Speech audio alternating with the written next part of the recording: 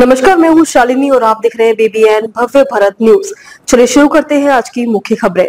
उत्तर प्रदेश की राजनीति में एक बार फिर गर्मी देखने को मिल रही है। अपनी जनता पार्टी के नेता और पूर्व कैबिनेट मंत्री स्वामी प्रसाद मौर्य ने सरकार पर तीखा हमला बोला है। लखनऊ में आयोजित पार्टी की प्रदेश स्तरीय बैठक में मौर्य ने 2027 के विधानसभा चुनाव की रणनीति को लेकर व्यापक विचार विमर्श किया। बैठक में प्रदेश भर से आए जिला पदाधिकारियों की उपस्थिति रही और संगठन विस्तार को लेकर कई अहम फैसले लिए गए। स्वामी प्रसाद मौर्य ने भारतीय जनता पार्टी पर निशाना साधते हुए कहा कि मौजूदा सरकार संविधान के मूल अधिकारों को कमजोर करने की दिशा में काम कर रही है। उन्होंने कहा कि SC, ST, OBC और अल्पसंख्यक समाज के अधिकारों पर निरंतर कुठारघात किया जा रहा है। मौर्य के अनुसार शिक्षा और नौकरियों में इन वर्गों को योजनाबद्ध तरीके से पीछे धकेलने की साजिश रची जा रही है।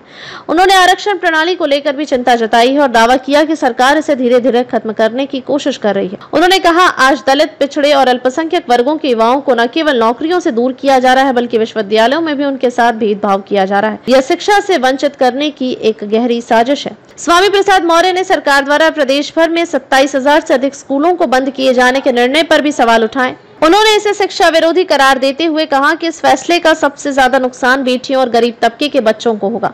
उन्होंने बताया कि पार्टी इस फैसले के खिलाफ राज्य भर में आंदोलन करेगी। हम पहले ही जिले स्तर पर प्रदर्शन कर चुके हैं और ज्ञापन सौंपे गए हैं। अब अगस्त माह में विकासखंड स्तर पर बाइक रैली निकाली जाएगी। जब तक यह निर्णय वापस नहीं लिया जाता, हमारा संघर्ष जारी रहेगा। मौर्य ने कहा, उन्होंने सरकार पर बेटियों को शिक्षा से वंचित करने की साजिश रचने का भी गंभीर आरोप लगाया। कांवड़ यात्रा को लेकर भी मौर्य ने विवादित टिप्पणी की। उन्होंने कहा, असली भक्त कभी हिंसा नहीं करता, लेकिन आज कुछ असामाजिक तत्व सत्ता के संरक्षण में कांवड़ यात्रा की आड़ में अराजकता फैला रहे हैं। यह आस्था नहीं, सत्ता प्रायोजित अराजकता है। उन्होंने आगे कहा कि भोलेनाथ का सच्चा भक्त हमेशा शांति प्रिय होता है, लेकिन आज भगवान के नाम पर हिंसा को बढ़ावा देना समाज के लिए बेहद खतरनाक है। बैठक के दौरान 2027 चुनाव के मद्देनजर संगठन के विस्तार और बूथ स्तर तक मजबूत उपस्थिति दर्ज करने पर बल दिया गया। पार्टी ने यह भी तय किया कि आने वाले समय में कमजोर वर्गों को संगठन से जोड़ा जाएगा और उनकी समस्याओं को प्रमुखता से उठाया जाएगा। अंत में स्वामी प्रसाद मौर्य ने कहा, यह सिर्फ उस सत्ता के खिलाफ नहीं, संविधान की रक्षा की लड़ाई है। हम हर स्तर पर संघर्ष करेंगे और 2027 में बदलाव लाकर दिखाएंगे।